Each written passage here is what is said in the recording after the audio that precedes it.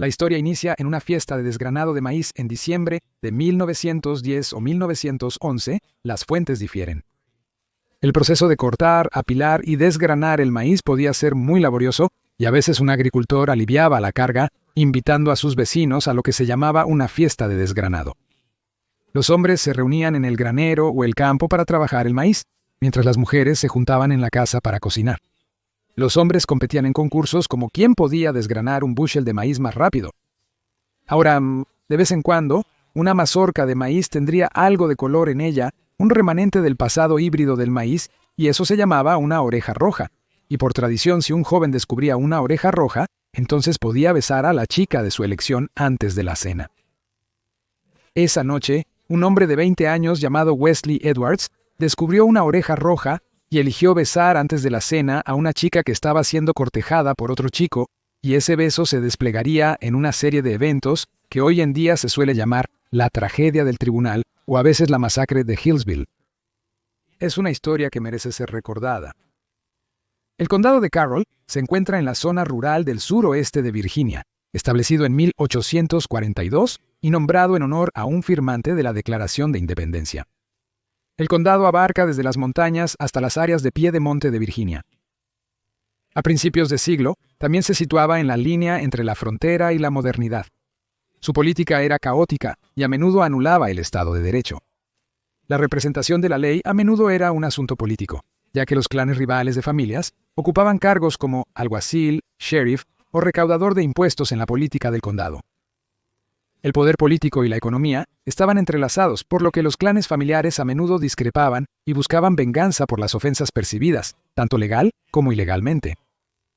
Y así, el beso de Wesley Edwards tenía más peso del que normalmente tendría, porque Wesley Edwards era miembro de uno de los clanes más poderosos del condado de Carroll, el clan Allen. El clan Allen fue fundado en el condado de Carroll por Jerry Allen, un veterano confederado de la Guerra Civil, conocido por sus peleas a puño limpio y su intolerancia a las ofensas, según los periódicos de la época. Se había convertido en un ciudadano destacado en el condado de Carroll, y el clan Allen era rico, con grandes extensiones de tierra y una próspera tienda general. Eran demócratas sureños políticamente activos y orgullosos en un condado predominantemente republicano. Muchos en la familia habían ocupado cargos, y muchos más funcionarios debían su éxito al apoyo de los Allen, y los Allen eran rudos de frontera, dispuestos a luchar por su clan. En 1910, el patriarca del clan era Floyd Allen, de 54 años, uno de los 7 hijos de Jerry Allen. Allen era un hombre imponente con un bigote frondoso, que se ganaba la vida como tendero y granjero. Era lo que esperarías de un patriarca, amado por muchos, odiado por otros, conocido por su generosidad y temperamento rápido. Floyd Allen tenía un largo historial de altercados con la ley, pero siempre se había librado con sentencias leves debido a sus conexiones políticas. En 1904, fue condenado por disparar y herir a su vecino en una disputa de tierras. El jurado lo condenó a una multa de $100 y una hora simbólica en la cárcel por el asalto. Informes sugieren que las sentencias leves fueron resultado de una amenaza de muerte al juez y jurados si lo condenaban. Allen pagó la fianza y antes de cumplir su única hora, recibió un indulto del gobernador de Virginia, Andrew Jackson Montague. Algunos incluso sugieren que obligó al hombre al que disparó a pagar la multa. En otra altercación, él y su hermano Jack Allen, un alguacil local, se enzarzaron en un tiroteo por una disputa sobre la herencia de su padre. Floyd le dio a Jack una herida en el cuero cabelludo. Jack le disparó a Floyd en el pecho. Después de vaciar su pistola, Floyd golpeó a su hermano con la culata de la misma. Floyd Allen casi muere con una herida en el pecho, pero finalmente se recuperó.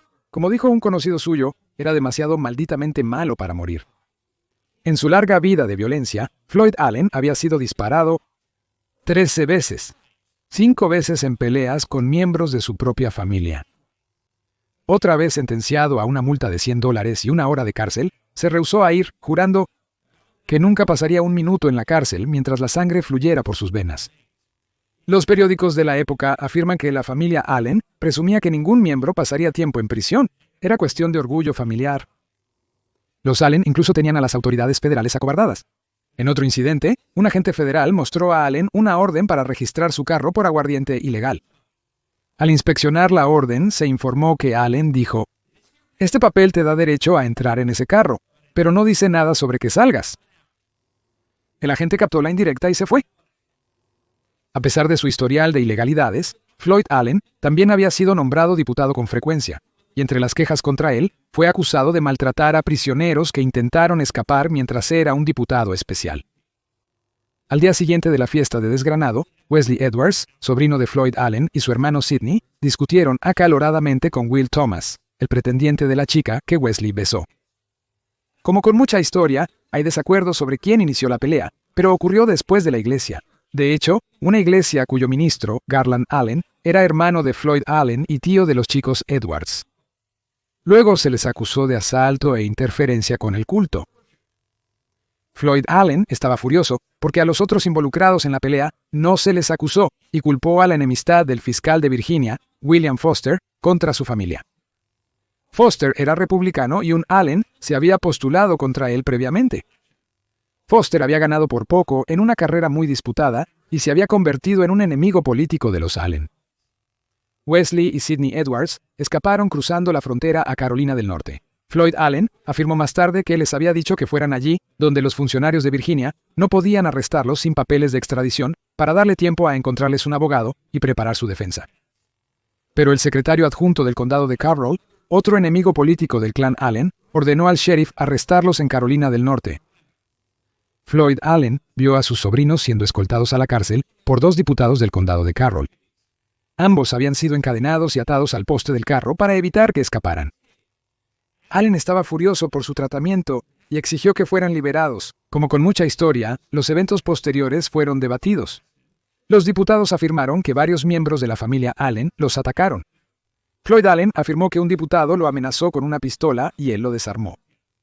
Al final, Floyd Allen partió con sus sobrinos. Al día siguiente los llevó a la corte.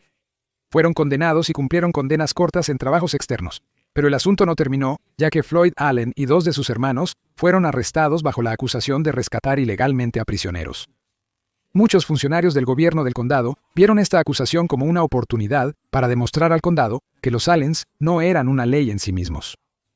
No es sorprendente que los Allens se opusieran a los cargos y asumieran que Floyd Allen saldría libre.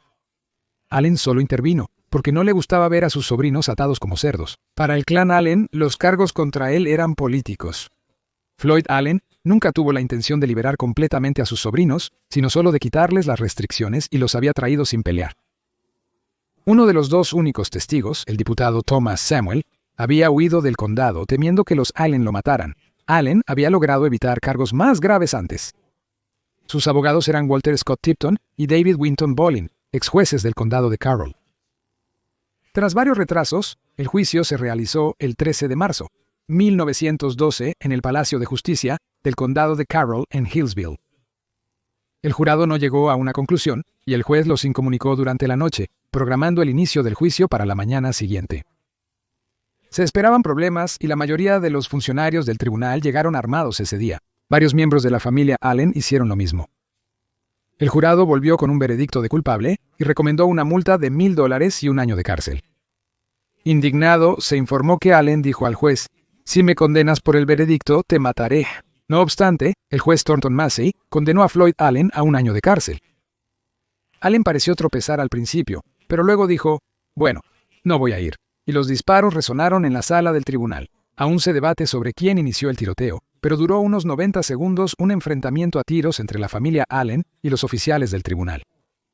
Un testigo afirmó que los Allen estaban de pie en los bancos traseros de la sala, disparando armas como los soldados de Custer en Little Bighorn.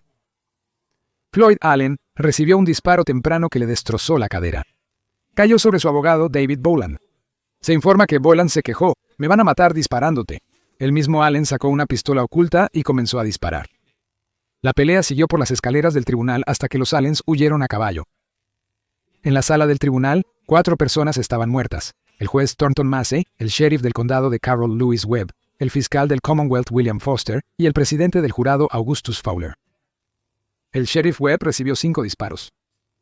Otra persona, Nancy Elizabeth Ayers, de 19 años, que había sido testigo en el juicio, había sido alcanzada por fuego cruzado y murió más tarde esa noche.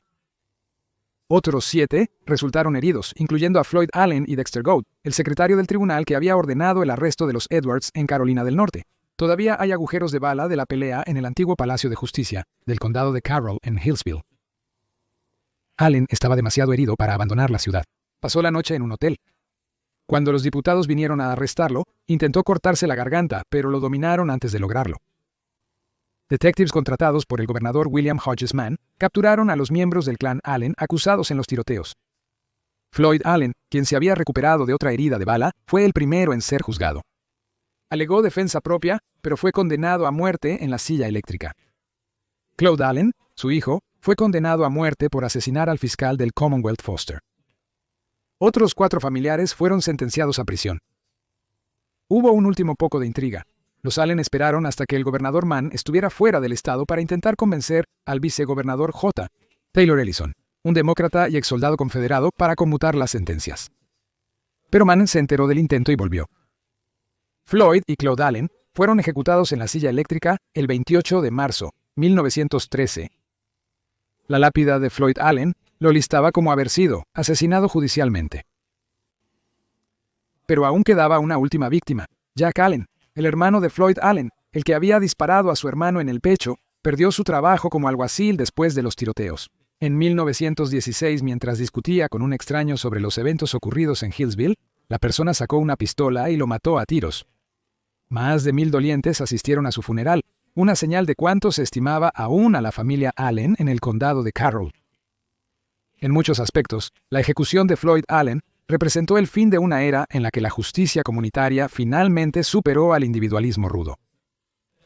La época en la que los clanes controlaban la ley, tanto literal como figurativamente, murió con Floyd Allen, y como signo de los tiempos cambiantes, la masacre de Hillsville cautivó a la nación en su momento, cuando ocurrió en marzo de 1912, ya que todos seguían en los periódicos la historia de lo que había sucedido, de cómo cazaban a los fugitivos y los juicios subsiguientes.